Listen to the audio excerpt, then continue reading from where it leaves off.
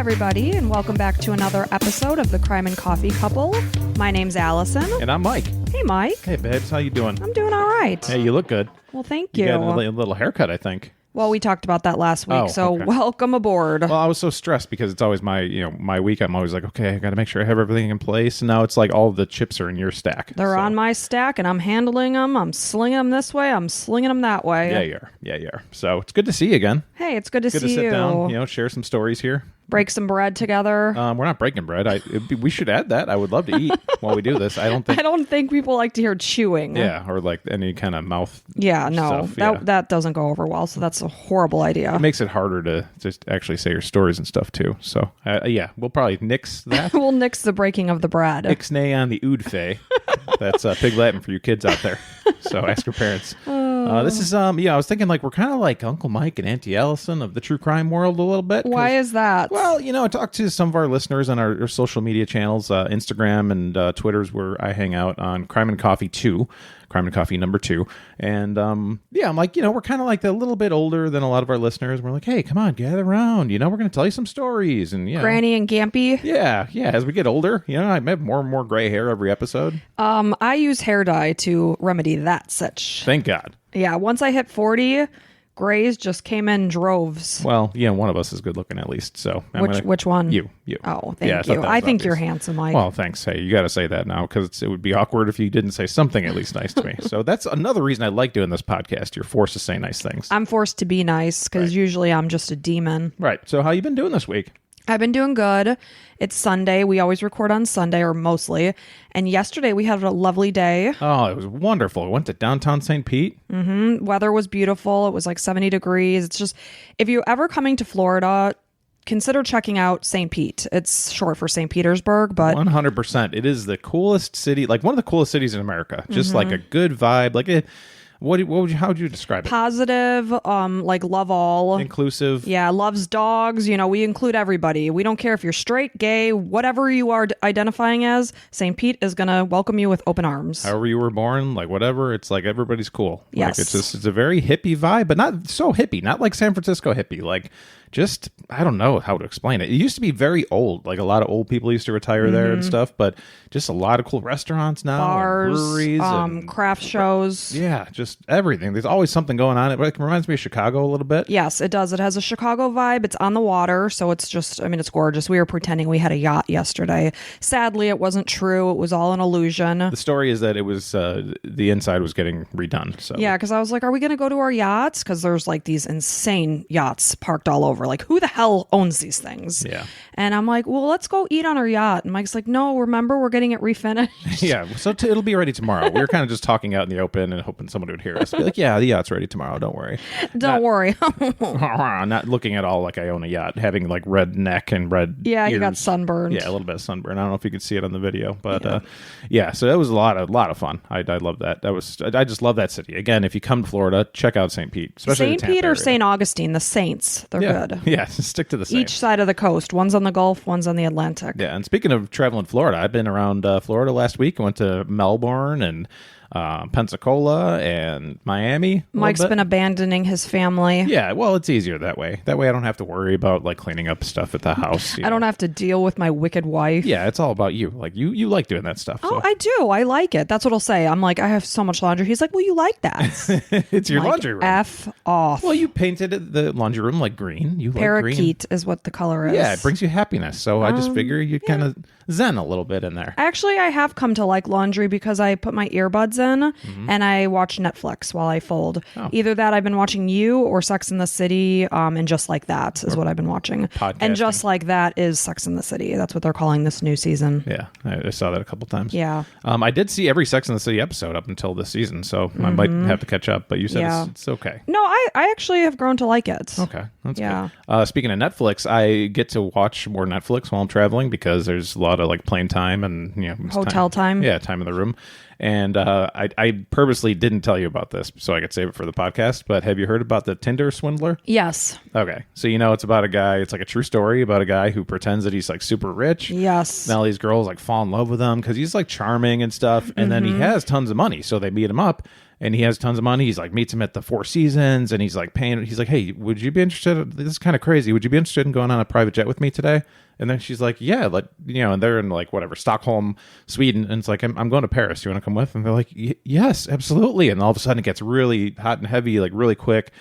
And he's like paying for everything and whatever. And they're like, oh my God, I like lucked into the situation with this charming, cool guy. He's successful and he loves me. And, these girls just looking for love and just want somebody. And the money is a bonus. Absolutely. And you feel bad. You could see how people would be like, oh, they're pathetic. They saw the money and they stayed in. But at the same time, everybody's looking for a partner, Of course. So I feel bad for him. It's kind of weird that you're saying this because this is the theme of my story today. Oh, and you wish I had more money at the same time. Oh, and you wish we had a yacht. So a lot of things. Who doesn't wish they had a yacht? Well, yachts are nice, yeah. But then there's so much upkeep, No, you hire people to upkeep. Oh, that's true. Yeah. I wouldn't be upkeeping that thing. Yeah, but I did see the Tinder Swindler. I suggest watching that. And I need to watch it. And last night before I went to sleep, I watched another one. I watch or anything I read or watch is usually something nonfiction, like something true, some kind of true story, a lot of documentaries. It's interesting. Yeah, that way I can learn things, I feel. Right. So this one on Boeing, the airline. Oh, I heard that on a podcast too. Just came out on Friday.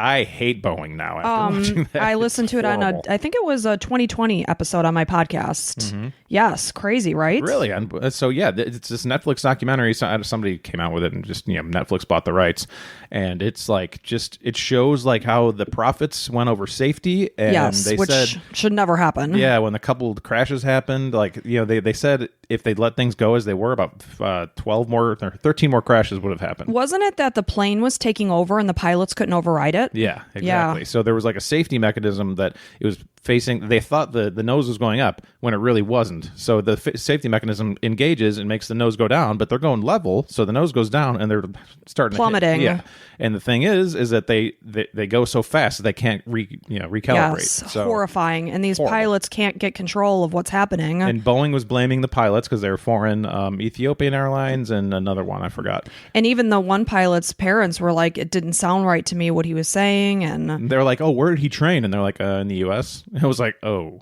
yeah.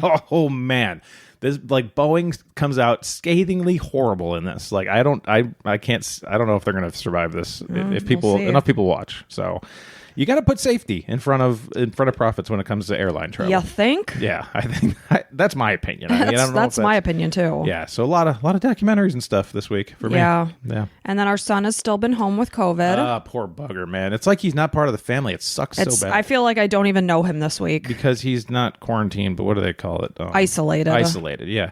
So he's isolated in his room, and we go in there as much as we can with our masks, and then wash up afterwards. But you don't want to sit on his bed. No, and I want to touch him and make sure he has human interaction. I know. I do. I still do because I have to touch him. I feel terrible about it. It's literally making me feel sick inside. Yeah, and you can't kiss him because we usually do. I normally smother his head with kisses. Right. Me too. And now I have not laid a kiss on that kid in over 8 days. Which it's so important to have that touch, human touch. We're very touchy-feely with our kids. We love to hug them. And, yeah, and he loves it too. He's always like, love you, Dad, love you, Mom. So it's really sad. Yesterday we were gone all day and he was just home. Yeah. And granted, he's on his headset with his friends, but... So he's having a ball. You even asked him, do you miss us? He's nope. No, I'm good. I'm like, oh, gee, thanks. Yeah, so we're going to try to play some Mario Kart or something together. Yeah, today we got to do something for that kid because, he's happy. That kid is we always said that when the shutdown happened in March of 2020, that Cameron was living his best life. He's like, I never have to leave. Are you kidding? This is happening. I don't have to get dressed. I can walk around in my boxers and a t-shirt all day. Sign me up. Yeah. Can I do this forever? No, you can't. No, you cannot. Yeah. So he's poor guy. He's still getting through it. Well, he's still hold symptoms. Yeah, I would say. Yeah, He definitely still sounds congested. Sounds like in his throat. It's really a throaty thing. Yeah. So he's cleared to go back to school Wednesday. Yeah. So that's what's been going on here. Yeah. So I say we just dive right in here. Let's do it, baby girl. Hey, you got it. I'm going. Let's go. So this story takes place in Kent, England. Mike, we're in England. You love England. You love it. Jolly old England. Because last time I did an England story, you're like, where are they? In Pennsylvania? Or something like that. I'm like, no. So, I'm the reason that we have this note card here, this whatever. This is what I have to deal with. Kent. No, Mike, we are not in Pennsylvania. So not Kent, Ohio, Kent, England. We're in Kent, England. Okay, got it. Yeah. And Kent, it takes place from 2016 to 2017, just to give you a little idea of where we are and when we are. I like the little taste you gave for us, saying, it has something to do with money. Well, it's not money. It's Tinder. Oh, Tinder? No kidding. Okay. Yeah. Who'd you learn about this from? Thank you for reminding me. You're welcome. I always gloss over that, and I'm so sorry. Lexi, our loyal listener, Lexi. Loyal listener, Lexi. That's a lot of L's. Yeah, she's doing a great job. Thanks, Lex. Yes, she's our cousin, and we adore her, and she's a wonderful person. Beautiful Sweetheart. inside and out. Sweetheart. We say our daughter kind of reminds us of her a little bit, and that's a great thing. Yeah, so Lexi is great about sending us stuff. So she did send us this, so that's where I got this. So in June of 2016, 22-year-old Molly McLaren, that's our main topic here is Molly. So Molly McLaren was looking to connect to somebody on a personal level, so she turned to Tinder. And she ended up matching with 24-year-old Joshua Stimpson. Not Simpson, Stimpson. And how old is she? She's 22. 22, okay. Yeah. So they matched, and he lived locally. They only lived 9 miles apart. They chatted on the app regularly, but they did not meet in person until November, so many months later. Okay. So before their first date, Molly told her mom that she was nervous. You know, it's always nerve-wracking because you might be connecting via words, but what's the chemistry going to be like face to face? Yeah, you get some dead time, and you're just like, so you just don't have it. Yeah. It's kind of like scary too, because you're imagining that you're going to have a spark. Mm-hmm. Yeah. So they met and everything went fine. So Molly, just to give you a background on her, she's a great student. She was in her second year at university studying health and fitness at the University of Kent.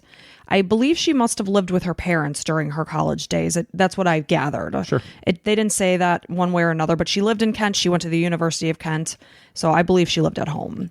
So she was very motivational to the point that she made her own fitness blog to help inspire other people. Oh, okay. She had a very strong friend circle. She often met up to hang out with her friends, or they would also work out together. She was very much into fitness, hence a fitness blog. Mm-hmm. One friend said that she put 100% of everything, or 100% into everything that she did. She was a very motivating person. She would throw herself into her studies.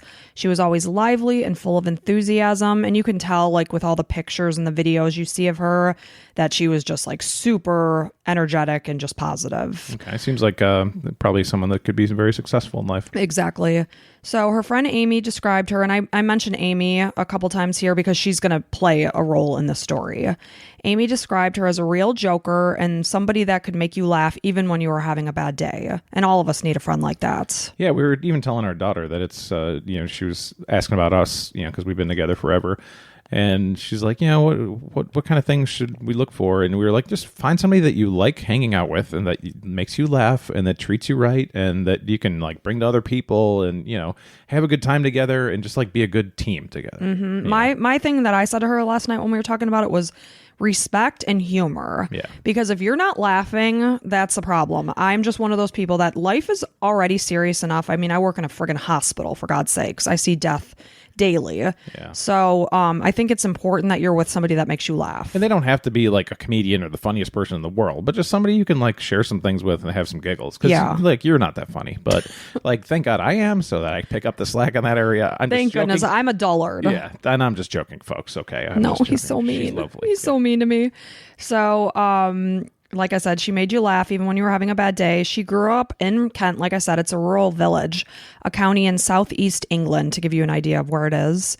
To parents Joanne and Doug, her mom described her as bright as a button, beautiful inside and out. Her dad said that she was just our girl, an angel, a treasure, and they were a very close family. Any idea if she had siblings? I don't think so. Yeah, I'm gathering that she did not. They didn't mention it. She actually reminds me of Reese, our daughter, just fun. Just, she gets it. She's funny and just everything ahead of her, basically. Mm-hmm. Yeah. So just to give you a little bit about Josh, there wasn't that much information about his background. Yeah. He was a warehouse worker when they met. Eventually he transitioned into sales. He came from divorced parents and he was mostly raised by his father. They say one of the most psychotic professions is sales. Really? Well, that explains a lot about you. Yeah, it absolutely does. So just watch yourself. I'm watching myself. Number one is CEO, in case you're wondering. Really? Yeah. That's what some lady said. I don't even know if that's true. So that's interesting. Don't quote me. I've never heard that. If you believe it at all, don't quote me. Just look into it a little bit. Okay. Interesting. Yeah. So as Molly's relationship with Josh continued, he confided in her that he suffered from bipolar disorder. The information worried her, but she hadn't seen any mood swings or anything to be worried about. She herself had dealt with bulimia and anxiety for many years, so she basically thought that maybe they could help support each other in their struggles. Nobody's perfect, so she just said... A lot of people are looking for people they can fix too. So that's interesting, which I don't get it, but hey, everybody's different. Yeah. Everybody is. Her mom, of course, worried. You hear bipolar, you don't know what to expect. Yeah, it doesn't mean somebody isn't able to be lived with, but as long as that's under, control of some professional. Yeah, of course. Medicated and all that stuff, because it could be scary. Molly asked her mom not to judge.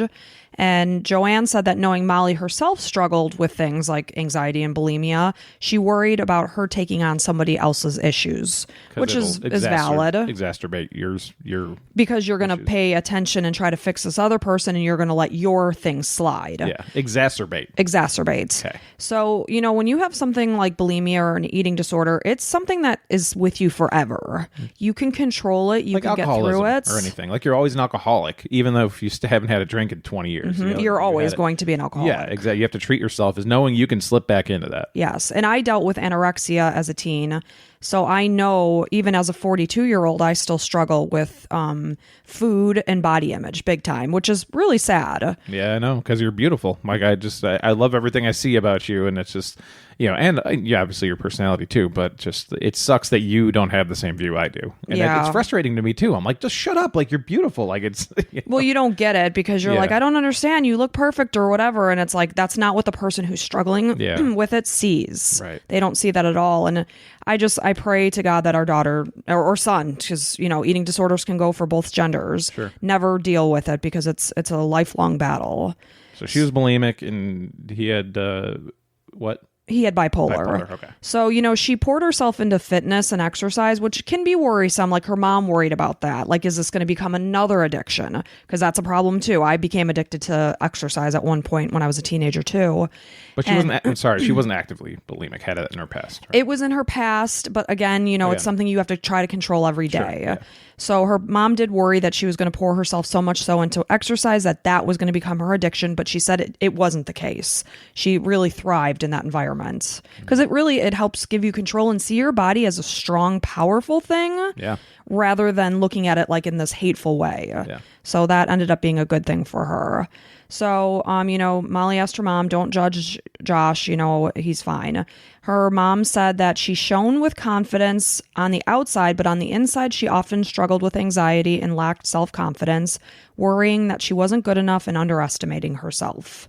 And it's hard when you're at that age because when you're in your low 20s, you're transitioning from being a kid to an adult. Yeah. And you're trying to figure out yourself and what you want to do. And you're also in the social media game, like you can put all the nice and fun pictures on Instagram, but really what's going on inside of somebody. It's the same thing with parenting and all of our just people we see. Like it looks like your life is perfect. And then you hear all these stories like, no, they're actually like in the middle of a divorce. It's like, oh my gosh. Yeah. It's like night and day from what you saw online. And, we grew up in the 90s and we did not grow up with social media. And I thank the Lord above that we didn't, because that would have been terrible for me. Yeah, it's hard. I try to avoid social media as an adult because it affects me. If you're having a bad day and you get online and you're like, oh, they're on another vacation and oh, everything's so great. It makes you feel that. And I mean, that's my problem. It's my self-esteem problem. But I can't imagine being a teen. And I know we've talked about that on other episodes. It's a challenge. So as the weeks went on, Josh and Molly spent more and more time together, sharing their love of fitness and exercise. So they connected on that. He also liked to exercise. Good. This was Molly's first serious relationship. Her family welcomed him with open arms on their first meeting. They found him to be well-mannered, nice-looking, and they said he was chatty, nice, and normal. That was the big thing, like normal. Okay. I mean, really, what is normal? But we all know what we identify with as especially parents coming in, they're like, okay, he's not super, nothing worrisome that we can identify. Because that's scary as a parent. You want your child to be happy. So Molly's dad said that they watched football, which I assume is soccer. Yep. And had beer together. Nothing seemed amiss. Josh's family liked Molly and felt that she was a good influence on their son. So both sides seemed happy with the relationship. Good. So Molly worked part-time as a sales assistant at Ted Baker. I don't know what Ted Baker is, but... Sounds like a nice place. Sounds like a great place. Sounds like a nice chap. Ted sounds like a good guy. Yeah. She quickly met and befriended Amy Lee, who I had mentioned earlier. Amy, she's going to like play a role into the story too. Not the lead singer of Evanescence? Is that her name, Amy Lee? I think so. Yeah. Okay. No, not her. So the two became inseparable, and Amy could relate with Molly because she herself struggled with food and body image, like many young girls do. Yep. So she considered Molly to be very brave, facing her issues head on and trying to inspire others to be better via social media and her blog. She was very inspirational. She posted like fitness videos. She posted like recipes and things like that. Oh, her friend too? No, Molly did. Molly, okay. Yeah. So Molly's friends met Josh. They themselves had reservations about him. Friends are very good about picking up on things, I think. So Molly's friend Amelia was working out with Molly at the gym when she met Josh in January of 2017. She said he wasn't overly chatty, though she still welcomed him because, you know, it's her friend's boyfriend. What are you going to do about it? Yeah, once you start talking shit about somebody, you know, that you kind of push that person away. So you got to kind of try to keep them nearby and be like, yeah, they're fine. You know, they're good. Yeah, and listen to your friend. Just be there for your friend because, like you said, they're going to just go away from you and go more towards that relationship, right. Which it's a tough thing. So during their meeting, Amelia had made a joke, which Josh later used to try to turn Molly against Amelia. Of course, that just immediately put Amelia off of Josh. So then her friend Amy had said that if Molly had a day of studying, Josh would manipulate her to spend more time with him or show up to where she was studying unannounced. She said that he like tried checking on her, kind of. Oh yeah, just wanting to be in control of what she's doing and where she is. Because this is what happens. You end up pushing the person away if you like say something bad about their other, you know, Josh. Then all of a sudden Josh is like, oh, they don't know us, you know. And then you become like the manipulator wants to be like, we need to be together, blah blah. And then they start checking on. Like it reminds us back in college of one of our friends. Yeah, one of our friends went through something like this, and it was horrible. She was actually a roommate of mine in college, and so I got to see it firsthand, and it was scary as hell. And it's such a like gradual change that it happens so slowly that I think sometimes to the person it's happening to, it's like they don't even realize it's happening. No, and always like the last person you would think, this person that we're thinking of, our friend, current friend, you're such a confident, awesome girl, and just got manipulated by this sack of shit, and just like became a shell of herself, and like she went from this big booming personality, awesome, so much fun, and like just positive, and to like this little tiny baby in a shell, basically, and scared all the time. And it was like, holy cow, this one dude and she had a great family. He didn't even live in our state. No, and we were in Illinois, he was in New York, and through the telephone he was able to control her. Yeah. And we didn't even have social media at that point, so it was all controlled. Just we didn't even have text. Barely texting. Yeah. No, we didn't have text. Oh, I texted a little bit. She didn't even have a cell phone at this point. Wow. It was just through the telephone. Yeah. Yeah. So it's scary, and you're helpless as a friend because you can't change your friend's mind. Right. You know, I would just say to her, I'm like, this just doesn't sound right. Like some of the things were so glaring. Yeah. You know, I couldn't just sit there and just pretend it wasn't happening. I had to just gently say, like, this just doesn't sound right. Right. So Josh is starting to say little things like that. And just gradually isolating her from her friends. So they found it odd, too, that he found no interest in introducing Molly to his own friends. Yeah. You know, they're like, where the hell are his friends? Right. So Molly's mom said that Josh spent most weekends at their family home, so much so that when Father's Day came around, Josh chose to spend the day with Molly's dad, Doug, rather than his own family. And it's not like he came from a bad family, you know, he just chose not to spend the day with his own dad. So they found that to be like, kind of like, Well, but then you never know the whole story. So you're like, okay, maybe something happened and he's not willing to talk about it. Who knows? Maybe, but they did like, But also regarding friends, like you also want to like see what kind of friends people have and ask some questions and stuff. And, you know, they're kind of similar to their friends too. And you want to, like, when you introduce somebody to your friends, you want them to like your friends too. Yes, that's important. Yeah, it's important. Because otherwise the whole circle kind of falls apart. Right. So we were lucky. You know, we initially met in high school and our friends got along seamlessly. And then as we transitioned to college, we made friends together. So they just became our friends. And like if we got a divorce, they'd all be my friends, but I that's don't know okay. about that. I think they might choose me. Yeah. That's just my opinion. I guess we'll see. Yeah. So, but I'm never going to let you leave me. Yeah. I'll find you. You're very controlling. So see, now you got me off track here, Mike. That's okay. Gosh. Off kilter. That's part of the deal. So the other thing was Josh belonged to a football group on Sundays where they'd play games, and Molly and her family were like, hey, we want to come out and watch. And he always put the kibosh on that. So Molly started to think, is it because he's jealous and doesn't want me to meet his friends? Like he doesn't want them to look at me? Right. Or, I'm jealous or just like doesn't, or maybe he has other girls and he doesn't want them there, your whatever. mind starts to spin and like, why would you not want me to come out and watch you play? Of course. Yeah. So they found that a little strange as well. So as the 4-month mark hit in the relationship, Molly's family noticed changes in Josh's demeanor.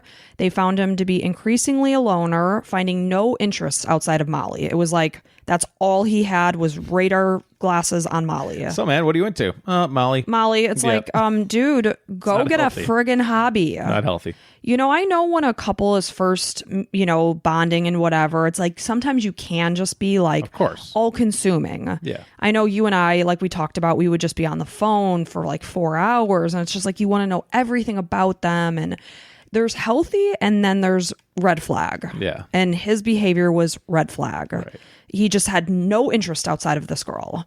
And it's like, that's suffocating for a person. So, let's see. So Molly had been under a lot of pressure with school, and in addition to her blog and working out, she's going to school and she's working part-time. It's a lot.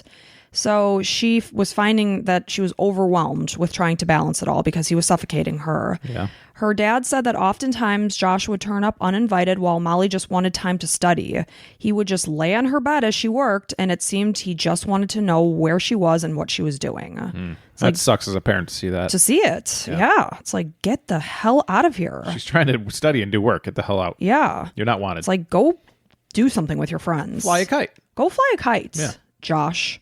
So Josh even quit his warehouse job so that he could spend more time with Molly during her summer break. Oh, God. There's a guy you want to hang on to. Somebody who quits a job to hang out with you. And I know in the documentary I watched, her mom had said Molly was like, that's so childish. Because it's like, crazy. Josh was a couple years older than Molly. So, he's mid-20s. It's like, you can't just quit a job to hang out with me. And Molly's probably like, flattered. He's like, you should be so lucky that I'd want to quit my job and hang out with you. I'm sure that's his angle. But man, girls, if you got a guy who really doesn't want to work, like, don't hang on to him any longer. Life is going to be a struggle. Unless he sold a business or something and is already retiring. Like, yeah, get with somebody who wants to work and makes a decent buck. Like, you deserve that. And it's not even so much about money. It's that person. Like, do you want to be with somebody that just wants to sit at home? Right. And same with guys. Go work. If you're with a girl who just wants to stop working, unless that's what you want, unless you want to support a woman or guy or whatever, your significant other, then, that's something I wanted in my life. I wanted somebody who was kind of wanted to get after it and go work for a little bit. And, and some of my friends want a woman who stays home, and that's okay. Yeah, but this is low to mid-20s. Yeah, they don't have children. They're not married. Right. Like when I was in my mid-20s, that's all I was doing was working because I was given overtime. And when they'd say, like, can you stay longer? That all I saw was dollar signs because I have nothing to get home to. You yourself was working a lot of hours. What am I going to do? Just go and sit there? Right. I wanted to be the first one there and last one to leave, that whole thing. Yeah. I wanted to get all the accounts that the manager was giving out at the end of the day, beginning of the day. Like, I just wanted to be there and show my face. Yeah. And there's no better time to try to make money than when you are in your 20s and you don't have kids, because now I'm a parent and my priorities lie with my children. Yes, I do work full time, but my kids come first. Like this week, you were traveling and our son was homesick. So I told my boss, I'm like, I have to leave work after I see my patients and go to ICU rounds. So I came home, took care of him as I worked. It's a balance. Yeah. And I don't disrespect stay-at-home parents because that is a job. Of course. So, but this is a different situation. Yeah. Like, you don't quit your job when you're 25 years old so that you can sit on my couch. He's while not I looking to be a study. stay-at-home dad because No. they don't have a kid. They don't have a kid. Right. So, this was troubling to Molly. Excuse me. So despite feeling suffocated, she still wanted to be there for him and support him in finding a new job because she wanted him to be happy. So many more issues came to light as the family went away for a weekend to celebrate their aunt's 60th birthday. Josh came with them. They attended like a big party. I think they rented like a dance hall or something like that. I don't think a dance hall, reception hall, I'm something picturing like a that. banquet hall with wood floors. You can do, whatever. And it was kind of like almost like a reception where it's like they had food and were dancing and stuff like that. So many of the family members that were there at this party had never met Josh. So the family had started to notice that he would never leave her side during the party. And Ugh. to the point that it started to draw attention. Like, dude, everyone's having fun and dancing and whatever. It reminds me, like, that's something that I wouldn't necessarily notice, but you would come over and be like, did you see that Josh hasn't left Molly's side and like the whole night? And then I would be like fixated. I'd be like, whoa, what a weirdo. And then you start to pay attention. And then I would start to make some jokes. I'd be like, so man, have you like gone to the bathroom or anything? Or yeah. And you could see the pictures from this night. Like, he has a smile on his face, and you read about that, like, it doesn't reach his eyes.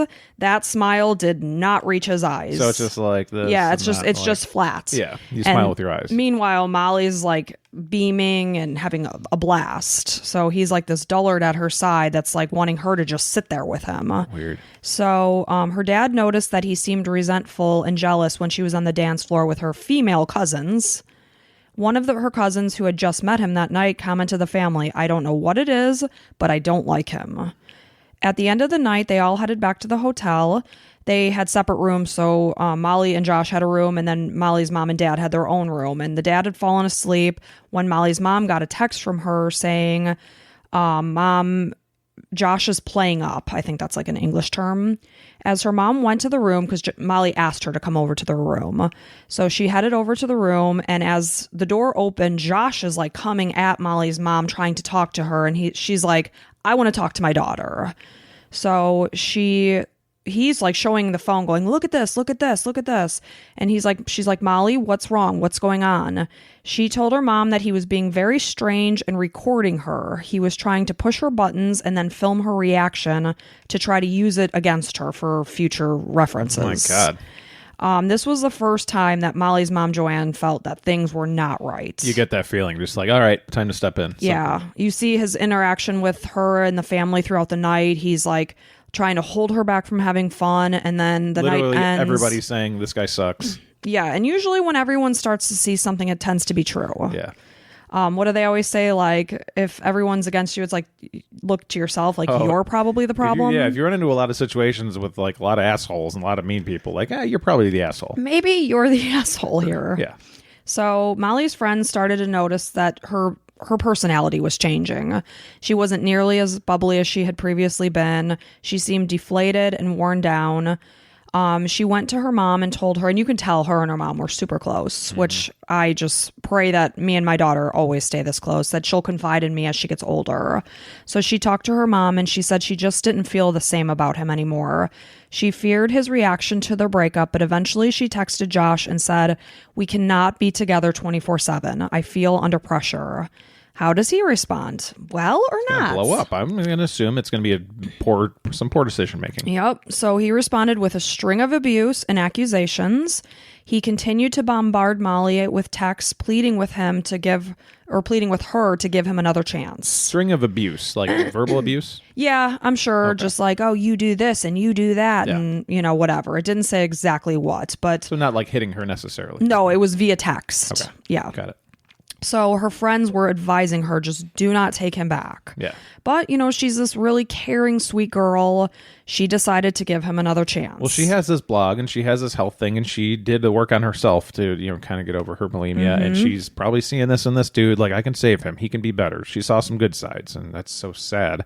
And it's very nice of her to give it a shot. She's a sweet girl. Yeah. So in May of 2017, the couple went on a make it or break it holiday to Tenerife.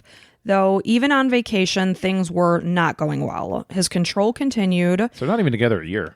No, they didn't meet until November of 2016. Yeah. This is May of 17. Okay. So she was texting her friends during their trip away saying, "It's the worst thing ever. Help me.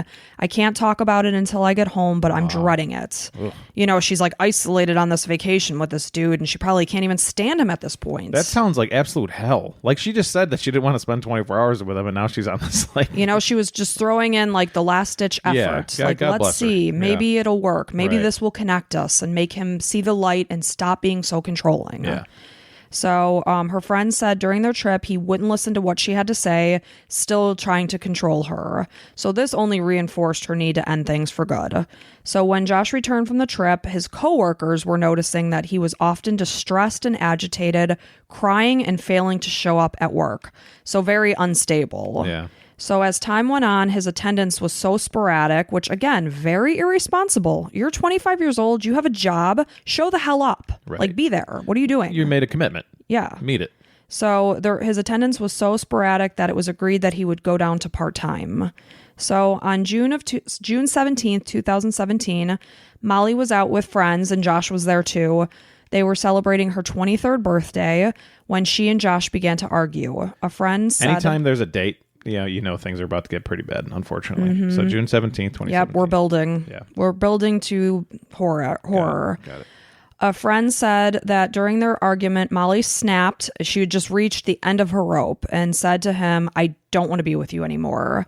So they saw that his demeanor really flipped and he was super agitated and angry and screamed out, she's finished with me.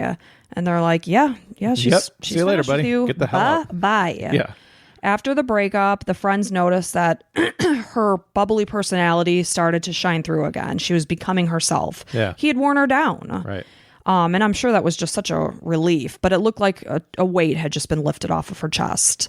So she did feel guilty about the breakup, especially because it happened the way it did in public. It didn't happen in front of everybody. You know, they were like off to the side quietly talking. Well, because she's a nice girl. She's a sweet girl. Yeah, but at some point it bubbled over and it just got the best of her, and she's like, "I'm done. Get out!" Like, like anybody, it can happen anywhere. Yep, you reach your limit, and she reached her limit. So as the days ticked on, Josh's behavior became more and more irrational. Now he heads over to Facebook, where he decides to post lies about Molly, saying that she uses drugs, she's into cocaine, she sleeps around, and he's tagging her family on these posts. Can I say how annoying those people are that like put stuff out there and are like so cryptic and like, "Oh, it's over." It's like, what are you talking about? Obviously you want people to ask you about it. It's so annoying. Like, I just hate that. You know how I'm I hate it too. You'll tell me. You're like, "Oh, you got it," because I don't go on Facebook ever. I go because I gotta like do some stuff with the podcast. We don't have a Facebook community that I know of, at least. But so I'll see some things like, "Oh, it happened." I'm like, and then you see all the comments, and I know we've talked about this on this podcast before. It's like, "Hey, babe, hang in there. Everything's going to be okay." It's like, you're so strong. You're 42 years old. You have like, what are you doing? It's like, we're not 17. Just say it. And even when I was 17, I didn't act like that. Right, exactly. Like, oh, sorry. So that's why I got off of Facebook. I could not handle it anymore. It's just like, grow the hell up. Right. So he's using this platform to, drag her name through the mud while she's trying to promote her healthy living blog. Oh, that sucks. And she's being accused of doing cocaine. Oh, no. So, he's bringing her reputation down. And then he threatened her, saying that, quote unquote, there was more to come. Mm-hmm. So Josh bombarded Molly in the meantime on WhatsApp. Can I ask you why anyone would use WhatsApp instead of just regular phone text? WhatsApp is like the most popular messaging platform in the world. So it especially in Europe. It seems like it's big in England. Tinder swindler, it was all over WhatsApp. Okay. It's just like, I guess because instead of, how iPhone has iMessage and Android has whatever. But it's all via text. Who cares? I'm texting a person. I'm getting a message back. Why do I care? Because you can share more rich multimedia. So more like videos and things, all high definition. Okay, so it streamlines. If you're separate users, it streamlines. Yep, and all you need to get on it is a phone number. So it's like, it's super easy. I have like several messaging groups. Okay. And it's really easy for groups too. So like, it's device agnostic. So you don't have to worry about who has what phone or whatever. You can log in on your computer. Like, it's owned by Facebook. That's the only downside. But yeah, the Facebook bought it. So okay. See, I was really wondering that. I'm like, why would you do that? But anyway, so this is what they were messaging on. She confided in her friends, telling them that Josh has turned nasty. I'm scared he might hurt me. He knows my parents are going away for 2 weeks. So she was definitely starting to get fearful. Molly's mom, Joanne, was so nervous that she printed pictures of Josh and handed them to neighbors. If he comes around. Please, if you see him, please let us know. Oh, my gosh. So that's to the point how scared they were. So on June 22nd, Molly went to the North Kent police with her mom to report the harassment. The police contacted Josh on speakerphone while they both sat there. And the police officer said, "We're not going to have to talk about this again, are we?" And Josh is like, "Aren't we?" So, and she said the way his voice sounded, he was so cold. it only reinforced her fears. So rather than feeling, better safer after and talking safer, to the cops do it. Like that's kind of a weird way to do it too, in front of the victim. You would think they. I think it wanted to like give them a little reassurance, like look, make her feel better. Yes, exactly. But it didn't, unfortunately. So Josh eventually took the post down, saying that it was only because he didn't want his clients on his new job to find them. Yeah, I'm sure. Yeah. Sure, Josh. During this part-time warehouse work? Yeah, they're really no, I think now he's in sales. Oh, okay, you're right. During this time, Molly sent texts to her friends that she was walking on eggshells and feeling more and more afraid of Josh and what he was capable of. Police advised Molly and all of her friends to block him on all forms of social media and to avoid any kind of communication with him. So they all did that. Every single person that she was close with blocked him. So on June 27th, 2017, Josh left work early and went to Asda, which we mentioned this chain of grocery stores before. Remember the story I did with Joanna Yates and the neighbor? Yeah. He was seen walking through Asda. Okay. We thought he did that just to have an alibi. Yeah. So he went to the store Asda and purchased a Sabatier paring knife, which was caught on CCTV. They watched him walk holding this knife and purchasing it. And later that day, he headed to home base to purchase a pickaxe. Two horrible things. Home base? Is that like a home store, I guess? I assume so, yeah. Okay. Jeez. Home. So he's got a pickaxe and a paring knife. A paring knife, yes. The weapons were then kept in his car. On June 28th, 2017, Molly posted a picture to Snapchat about going to dinner and drinks with her friends. I guess they were celebrating a couple of things, so they all met up. And halfway through dinner, they saw Josh walk in with another girl in tow. And the group were commenting, what are the odds that he just happened to come to this place? Yeah. At this exact time. 0. Yeah, but they're wondering how could he possibly know? He's blocked. Right. So they don't know. So now they're thinking maybe it is just a fluke. Oh. He walked past Molly and her friends and headed to the smoking area, staring at them from outside over the next few hours, putting the girls on edge. You just picture him kind of like, all creepy. Yeah, staring creepily. Yeah. Ugh. So when he left the pub, he made sure he walked past their table despite other exits in the place that were closer to where he was. And I think at one point when Molly was up at the bar, he came up to the bar too. I don't think they had much of an interaction, but it was just the intimidation. Yeah. Like, I know where you are. I'm watching you. Mm-hmm. So Molly left before her friends. She headed home to see Love Island. And I think it just put a damper on the night that he was there. So she left and her friends just said, hey, don't worry about that psycho.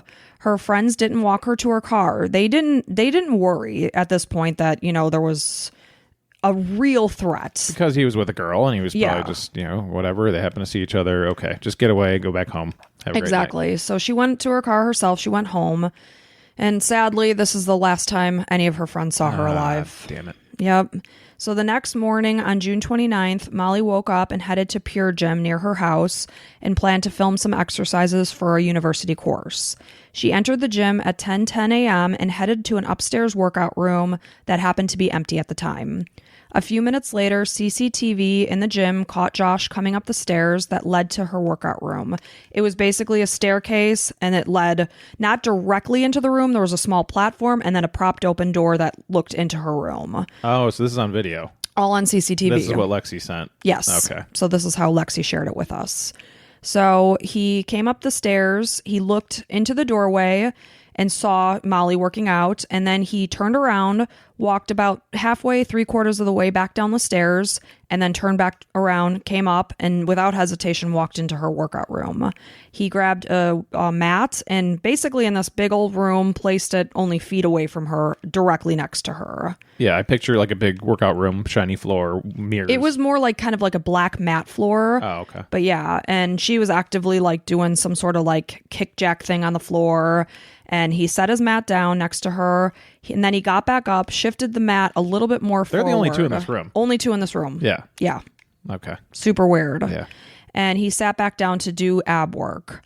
And we don't know what they said to each other. Well, we have a gist of what was said. At this point, nothing was said. He literally just walked in. Molly's got to be freaking the fuck out. Yes, she is. You're in a room alone with this psycho, and you're like, okay, now he's just pretending to do some squat jacks or whatever the hell he's doing. He's laying on his back, like kicking his hands and feet up at the same time. Okay. It's like you were at the restaurant and the pub with us last night, and now you're here at the gym with me. And it's not like she went exactly this time every day that he knew to come. it was like, you're clearly following me. So at 10:59 a.m., Molly texted her friend Amy a picture of Josh on the workout mat saying, WTF, he's just turned up and come right next to me. Amy asked if she had posted to Snapchat that she was going to the gym, and Molly said no, literally haven't put anything. Amy asked, any indication you could have been there at all? Last night, now today, starting to look dodgy. At this point, Molly got up and looked in Josh's direction, grabbing her drink, because initially she was like in a plank position. So then she got up, she walked over, grabbed her bottle of water or whatever, took a drink, and then you see in the CCTV video, she approaches him as he's still laying on his back doing his stupid little leg kicks. Yeah. Apparently, she had asked him if he was following her, but he didn't reply. She also asked him why he wasn't at work, and he told her it wasn't her business. That was the gist of their interaction. So basically, Josh was in there just for a few minutes. He finished his stupid ab work, left the room, and headed back downstairs. You watched him come back up the stairs, peered into the workout room before heading down one last time. He could then be seen leaving the gym holding his sports drink in one hand and a backpack over his right arm. Molly headed to the locker room and called her mom, letting her know that Josh had showed up, and her mom said, please come straight back home. So Molly waited until she saw Josh leave. Okay. And meanwhile, this gym is in a very crowded parking lot. There's a lot going on in this parking lot. It's the gym. There's Pizza Hut. There's a huge cinema. It's a crowded plaza. Yeah. So there's a lot of cars in the parking lot. It's not like a quiet place. Like, I have a good idea how this is going to end, but I'm still on the point, like, please just get home. I know. That's what you pray for. But sadly, it's you're not going to have your wish fulfilled. I'm sorry to tell you this. Otherwise, I wouldn't be sitting here reading this story to you. Yeah. So Molly waited in the gym, like I said, until she saw him leave. She gave a little bit of time there. And in the meantime, she was messaging Amy. Just after 11 a.m., she said, I feel like I'm looking over my effing shoulder all the time. I have left now. Amy told her, do not initiate any contact with him. The last message Amy received was at 11:01 a.m. that said, I won't from now on. So, unbeknownst to Molly, Josh was waiting in the parking lot. As Molly reached her car just after 11 a.m., she got in and closed the door, and she was still looking at her phone, kind of like engaging in possible texts or whatever. So Probably to let somebody know that he's out in the parking lot. I mean, that's she didn't see him. This is a super, super crowded parking lot. Okay. She walked to her car. Got it. She got in, she closed the door, she's sitting there getting ready to, Sure. start the car and go. Yeah. So like anybody else would be. I mean, you're just... Yeah. Yeah, you're gathering your things, you're putting your key. Exactly. Yeah. So at 11:08 a.m., Josh yanked open Molly's car door and began to immediately attack her, stabbing her 75 times. Holy shit, in a loaded, it's crazy packed. No matter and what. You'll see the pictures. This is a packed parking lot in the middle of day. This is 11:08 a.m. Jesus Christ. So he used the paring knife that he was seen buying at Asda. The pickaxe never came into play. I'm sorry, how many times? 75 times. Holy Nikes. So a man was walking his dog. He had been there. He dropped his wife off at the cinema, and then he was just like taking a walk with his dog. He's seeing, because Molly was like flailing her legs trying to defend herself and beeping her horn. So he is trying to figure out what he's seeing. He's thought that, there was just a fight going on. As he moved closer, he could see that it appeared that a woman was being attacked by a man in her car. It looked like he was holding something in his hand as she was trying to defend herself. She had her hands up and she was trying to stop him. The man passed his dog off to somebody else and went to approach the car. And as he got closer, he could see that this man, Josh, was stabbing Molly with something small, likely a knife. As he got right in front of the car, he could see there was blood in the car. And as he got closer, he saw that she was being stabbed towards her neck and head. He began banging on the window in the hood, just trying to distract him, trying to just stop this frenzy. Well, because you're going to come up to him and he's going to stab you. Right. So you can't do that. You can't, unless you have something bigger or better, a gun, something else. It's a bad idea to go up to somebody. I mean, all this guy has to do is take that knife and plunge it into your chest, you're done. Right. So, he's banging on the hood, which they call the bonnet of the car, and the glass, just trying to just make him just stop. But he continued on. So he said that the man himself that passed the dog along said he was screaming out saying he's killing her. He yelled out to everybody in the parking lot, call the police.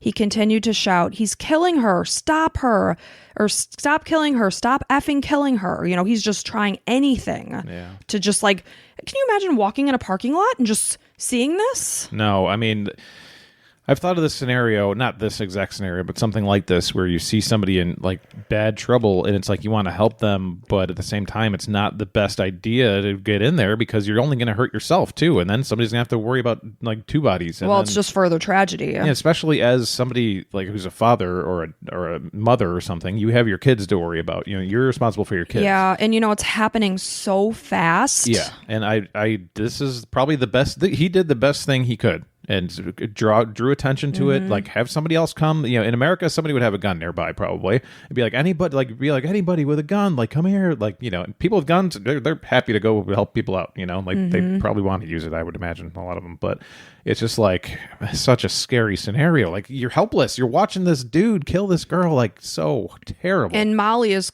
trapped in her car. You know, you're very limited in how you can defend yourself in a small space like that. Absolutely. So he saw that Josh was trying to cut and slash her neck. So he ran to the driver's side where he saw Josh's leg hanging out of the car. He began to try to slam the car door onto his leg. Nice. But all Josh did was just bring his leg into the car and just continue on with this frenzied attack. So he also tried to grab Josh's leg, but Josh's leg was so covered in blood, he couldn't get a grip on it. So his hand was just slipping off of Josh's leg.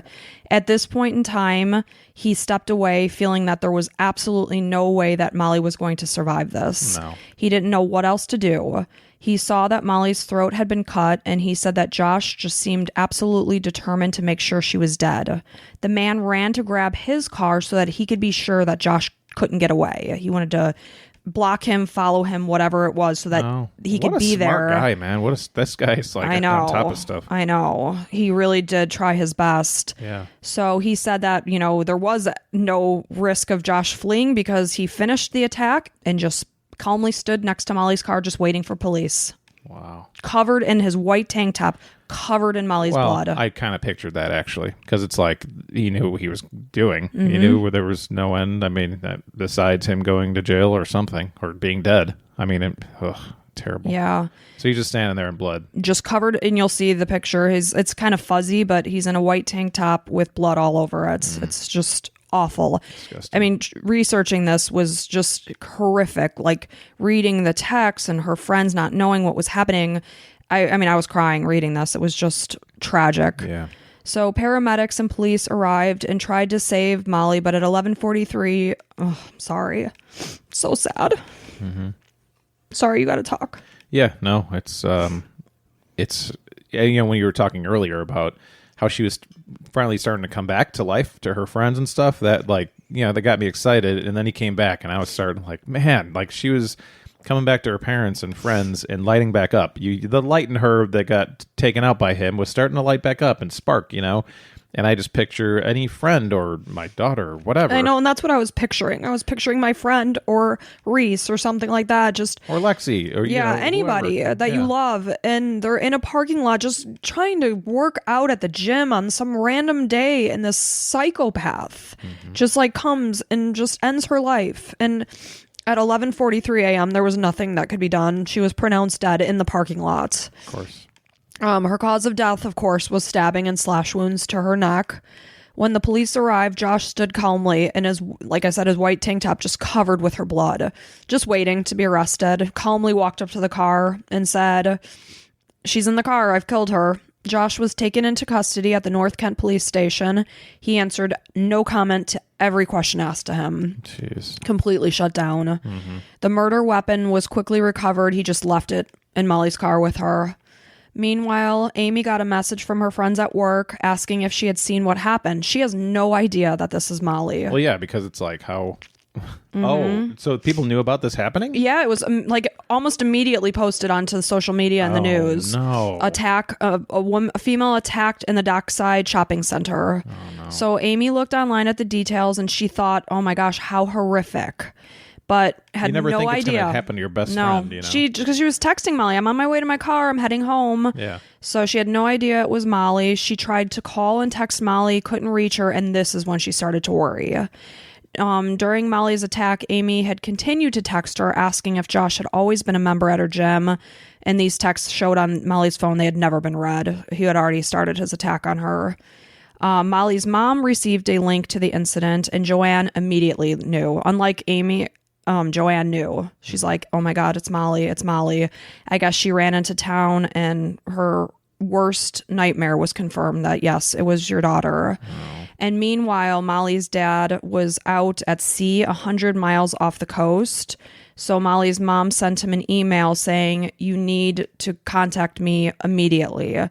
She had to tell him over the phone that their daughter had been murdered. Jesus Christ, that's terrible. So he arrived home and he and Joanne went to the hospital and were able to see Molly's body. Doug said, without a doubt, it was the worst day of his life, the hardest thing he has ever had to do, seeing his daughter on a mortuary gurney, lifeless. Yeah, I mean, that's, like they say as a parent, that's the worst thing is to lose, your daughter or son, to a sickness or whatever. A vicious attack. Yeah, and they watched this like slow motion for the last year, basically, watching it slowly happen. And then, of course, you're questioning yourself, like, I should have done more as a parent. But nobody ever thought it would have ended like this. Of course not. Because there's stuff that goes on like this every day that doesn't end like this, Like what happened with our friend, it didn't end like this. I mean, that's happening a million times more. And it's unfortunately, there's no external scars to prove it, but there's internal scars, in the head. But it's this is the rare situation where somebody was murdered and it's terrible and horrible. And then you picture that they had to go and see this, and like the extent of the slash wounds were so bad that they were actually like hard to count. Like 75 is probably a guess. Yeah, because it's like, I mean, a paring knife too, so it's so small to do so much damage that she had to keep on, and so much rage. Like, what a fucking psycho this guy is. And he pled not guilty. What an asshole. You're on video. Like, you're right there. Well, it wasn't a question that it was him that did it. What he made the plea for was manslaughter on the grounds of diminished responsibility. So this, of course, is going to force the thing to go to trial. Now Molly's family and friends are subjected to sitting in the courtroom listening to all the details of what went on. So diminished responsibility, meaning that he didn't have all his faculties with him. Whatchamacallit, crazy or whatever. Yeah, basically, yeah. So on January 23rd, 2018, the trial began. Here, two girls that Josh had previously dated in the past came forward to testify. And now Molly's family is realizing that this is not his first go around of like crazy behavior. Yeah. So the one girl had said that she was going on holiday and he threatened to go there where she was and drown her. He slashed her tires. She had gone to the Staffordshire police. Is it Staffordshire? Sure. I would guess sure. Yeah. Police in 2013, but it was never recorded as a crime. The department has since changed their policy on reports of stalking, and now it is documented as a crime. Another girl he had called 25 times in one day after a night out together. He became more and more controlling with her. He turned up at her house at 2 a.m. after a breakup and said, I'm here to charge my cell phone. It's like, get the hell out of here. Man. They went to a bar she was at a bar one night. He showed up. He spit a drink in her face. This was the first time they realized. Spit a drink in her face. Mm-hmm. So drank it, spit it in her face. Yeah. Okay. So, they had never known that this was like a repeat occurrence, but, not really a shock. It's not like a light switch turns on and somebody just becomes a controlling freak. Yeah. So then, to the family's disbelief, another witness named Amy Scott comes to the stand. She had also met Josh through Tinder, and they never met in person, but they talked a lot on Tinder.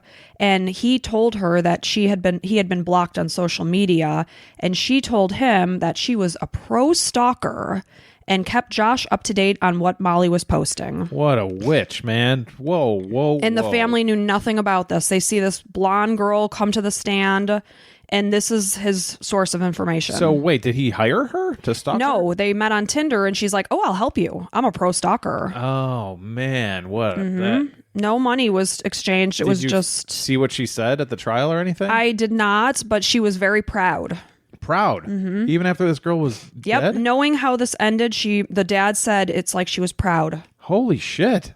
Like, Yep. she should go to jail. Like, she was an accomplice, basically. And she even told Josh how he could see Molly's Snapchat stories without her seeing that he saw them. Oh my God. Yep.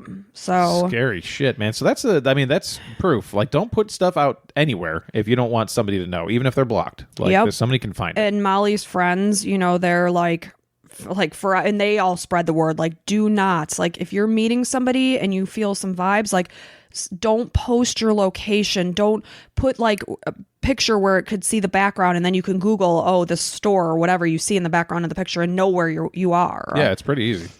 Social media has opened the floodgates to be able to identify where you are. The less you post stuff, the better, really. Well, Snapchat maps. I mean, you see exactly where people are. It's like down to the like dots. Oh, speaking of, somebody we know very well, I don't want to say the name, but they had a person take all their pictures and make a new account on Instagram. And I was like, did you know that this person's using your stuff? And I'm like, oh, I'm glad. Like, they have a link to some like porn site or something. Ugh. And I was like, yeah, so you're not into porn? And she like laughed, but she's like, oh yeah, please report them. So I was like, this is crazy. Like, anybody can take any pictures you have and pretend that they're you. Like, it's really scary stuff out there. It is. It's really scary. And, we oftentimes just go la-di-da through life. I mean, I post where I am, I tagged downtown St. Pete when we were there yesterday. You don't think about it because we're good people. We don't think that danger could be lurking around any corner. We want to show our loved ones. Yes, exactly. And show that, oh my gosh, we had such a great day, blah, blah, blah. Yeah, uncles and aunts want to see their nieces and nephews and whatever. Yep. Yeah. So like I said, Josh had never met this girl, Amy, and the two felt connected because they both dealt with bipolar. However, it came back on trial. Josh never had bipolar. Wow. That was a lie. So what? I mean, I guess you can't really tell. He just said it to kind of get... all the psychologists and psychiatrists. He's got something. He's never been diagnosed with bipolar. Wow. So after 2 weeks of trial on February 6, 2018, the family is like on pins and needles because if he got sentenced with manslaughter, it would be a far less sentencing. So they're waiting in the courtroom. The jury came back after less than 4 hours. I mean, this is one of those scenarios where you got to talk about death like sentence almost. I'm not an advocate for that because it's weird, just talking about being able to take somebody's life, but it's like life in prison you would expect, Yeah, Sorry, you would expect. So after less than 4 hours, the jury came back with a unanimous verdict of guilty of murder. Nice. Thank goodness. And Josh was sentenced, again, I always get confused, to a minimum of 26 years to life in prison. But so that means he's not life in prison, basically. Yeah, I guess not. So the act of stalking took control and premeditation, which was the difference between manslaughter and murder, because he was very calculated in what he was doing. And he bought the stuff previously. Now, if he bought it right before he did it, he probably could have gotten away with a manslaughter, but he bought like the pickaxe. But it's not a crime of passion where it's like you happen to have a knife in your car and you slash somebody. Yeah, you know what I'm saying? He planned it. Right. That's where it came in. And so that makes sense completely. So during sentencing, the judge said that Josh was a highly dangerous young man who would pose a very significant risk to women in the future. Yes, agreed. I mean, if you're ever in a jury, and you're a juror in this situation, you got to like stand up and be like, we are not getting out of this room without this kid getting... He got to go away. Not kid, adult, getting the maximum sentence here. So he showed absolutely no remorse for what he had done. None. And Molly's mom was trying to make eye contact with him throughout the trial, and he never would look at her until the very last day. He did make eye contact with him, or with her, I should say, and she said there was absolutely nothing there. No remorse, no sadness, just cold, pathetic eyes. Of course, I wouldn't expect anything less. So Molly's mom, Joanne, said that it's hard for her to find joy in anything anymore now that she has half of her heart missing and her baby girl is gone. I mean, how do you ever recover from that? The only way is to make their life worth something. So by going out and spreading the message to other women and men and who are being abused mentally, physically, that's the only, spreading awareness. That's all you can do. And then, hopefully her story, us telling her story, people wonder why people do true crime stuff. For me and you, it seems like we want to try to get the word out there, tell people these stories that we're interested in as humans, but also just be aware of this can happen. There's crazy people out there. If you have friends or if you're with somebody right now who might seem a little controlling, get the hell out of that relationship. There's a lot of people out there. I know it's hard. I know we're all very, you want to be with somebody. You get lonely, Of course. We all want to meet our match. And, dating apps are a huge way to meet people. For sure. They're great. Many people we know are married that have met on dating apps. Yeah. It can be a very successful way of meeting people, but there's also a lot of scumbags out there. Sure. I mean, we have friends that some of the people that reach out to them and dick pics and stuff, it's like, dude, I don't want to see your dick and balls. Thanks. Guys love sending that stuff, and girls hate getting that stuff. It's so weird. Gross. I don't get why guys want to. I think they expect the girl to be like, "Oh yeah, now we're talking, big boy." Sir, I do not want to see your penis. I don't know if that actually happens, but I've never heard of a situation where girls actually, I didn't want to talk to you, but now I do. Oh yeah. Thank you so much for sending. You are my kind of guy. Until I saw that dick and balls, I was. Oh, I'm hooked. Yeah. So, not to make light out of this. No, not at all. But, this was a very extreme thing. Yeah. So on July 10th, 2018, 5 months later, Molly's university hosted graduation for her year. Molly's parents were guests of honor at the ceremony, and it was in a huge cathedral. And as they accepted Molly's diploma, they received a standing ovation in the packed cathedral, remembering Molly. And since Molly's death, they came together. What can we do to honor Molly? So what they decided to do was set up the Molly McLaren Foundation to help those suffering from eating disorders. Nice. Because it was such a huge thing in Molly's life that she was able to overcome. So they want to help support other people that are in the midst of struggling with that. So I thought that's the only way to do it. Any way to not make their life in vain. Not have some kind of memory from them, and some way to help others. And I have no doubt. Even if that place helped two girls or guys or whatever, people, then that's, it's not worth it, but at least it's something. It's Her life something. Went towards something. It's a devastating loss, but you got to do something to turn it around and make other people benefit. While you're here, Exactly. Yep. So Molly's friends and family urge others to look out for warning signs in the relationships and go to the police if you're feeling threatened. The internet and social media has opened up a huge door to stalking. And most of us don't think twice, like we said. They don't think twice about posting where we are, where we live. Statistics show that 1 in 5 women will experience stalking at some point in their life. In March 2019, the Stalking Protection Act was passed in the Parliament, offering greater protection to those being stalked. Because if you listen to true crime blogs, you will hear stories of this. And it's a horribly desperate situation because a crime hasn't necessarily been committed. It's all threats. And I've heard so many stories about these women who go to the police and nothing can be done. Well, there's a fine line between freedom of speech and, just some kind of bad stuff, going after somebody. It's verbal abuse, basically. Well, and it's threats, and you're in fear, and what do you do? Because it's what am I going to do? Pick up my house and move to another city or state or something like that? I just decided to make my life a living hell. And then he can find me there. And then what? Where do you escape it?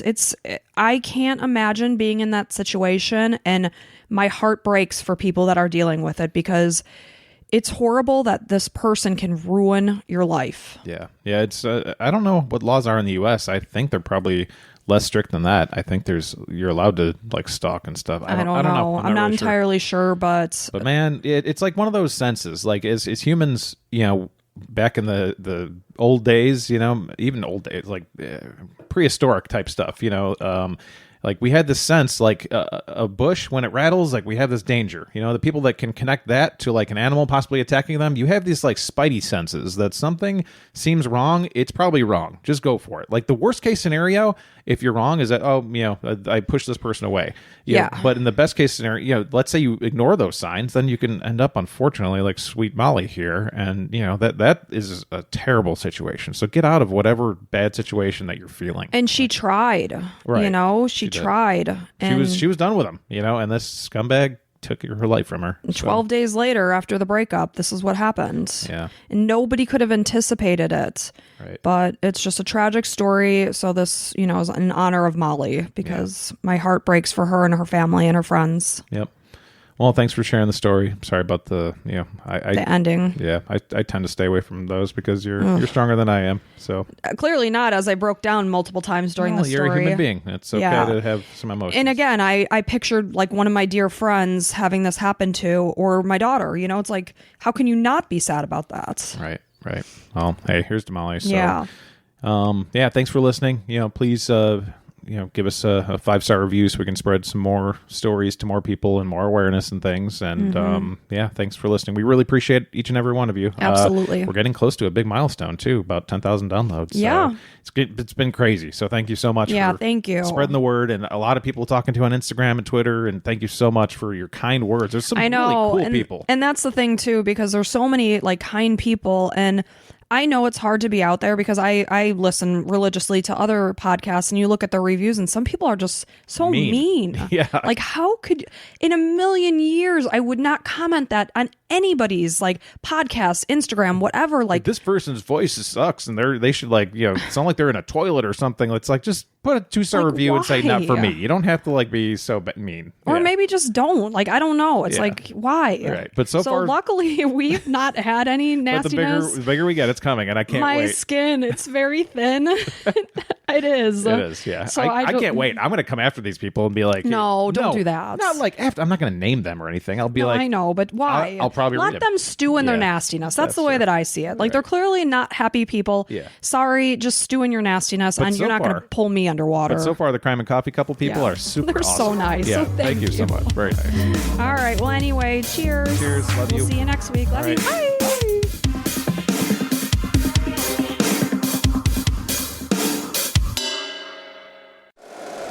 If you like the show, please take a moment to rate, review, and subscribe. It really does help the show to grow. Thank you for listening.